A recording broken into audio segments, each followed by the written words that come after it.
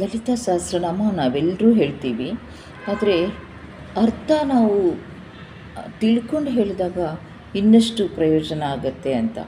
ಚತುರ್ಬಾಹು ಸಮನ್ವಿತ, 4 ಬಾಹುಗಳಿಂದ ಸಮನ್ವಿತಳಾದಳು. ರಾಗಸ್ವರೂಪ ಪಾಷಾಢ್ಯ, ರಾಗವೆಂಬ ಪಾಶವನ್ನು ಹಿಡಿದಿಟ್ಟುಕೊಂಡಿರೋಳು. ಕ್ರೋಧಾಂಕಾರಾಂ ಕುಶೋಜ್ವಾಲ, ಕ್ರೋಧ ವಿಷಯ ಜ್ಞಾನಗಳೆಂಬ ಅಂಕುಶದಿಂದ ಉಜ್ವಲ ಆಗಿರೋಳು ಅಂತ. ಮನೋರೂಪೇಕ್ಷು ಕೋದಂಡ, ನೀವು ಲಲಿತಾ ಪರಮೇಶ್ವರಿ ಫೋಟೋ ನೋಡಿದ ತಕ್ಷಣ ಕಬ್ಬಿನ ಜಲ್ಲೆ ಹಿಡ್ಕೊಂಡಿರ್ತಾಳೆ, ಅದೇ ಅವಳ ಕೋದಂಡ ಅಂತ. ಮನಸ್ಸು ಸಂಕಲ್ಪ ವಿಕಲಾತ್ಮವಾದದ್ದು, ಇದನ್ನು ಮೇಲಿನ ಎಡಗೈನಲ್ಲಿ ಹಿಡ್ಕೊಂಡಿರ್ತಾಳೆ.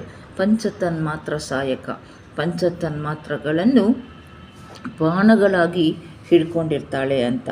ನಿಜ ಅರುಣ ಪ್ರಭಾಪೂರ ಮಜ್ಜದ್ ಬ್ರಹ್ಮಾಂಡ ಮಂಡಲ, ತನ್ನ ಅರುಣ ಪ್ರಭೆಯ ಪ್ರವಾಹದಲ್ಲಿ ಬೆಳಗುತ್ತಿರುವ ಬ್ರಹ್ಮಾಂಡ ಮಂಡಲಗಳುಳ್ಳ ತಾಯಿ ಅಂತ.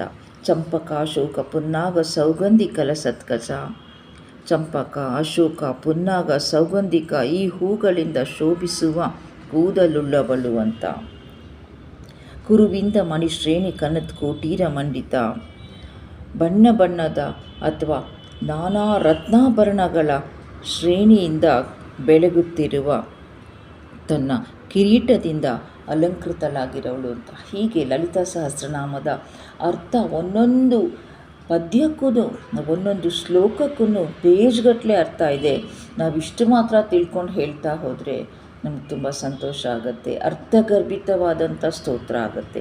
ಧನ್ಯವಾದಗಳು. ಶ್ರೀವಾರಿ ನಾಲೆಡ್ಜ್ ಚಾನಲ್ನ ಸಬ್ಸ್ಕ್ರೈಬ್ ಮಾಡ್ಕೊಳ್ಳೋದನ್ನು ಮರಿಬೇಡಿ.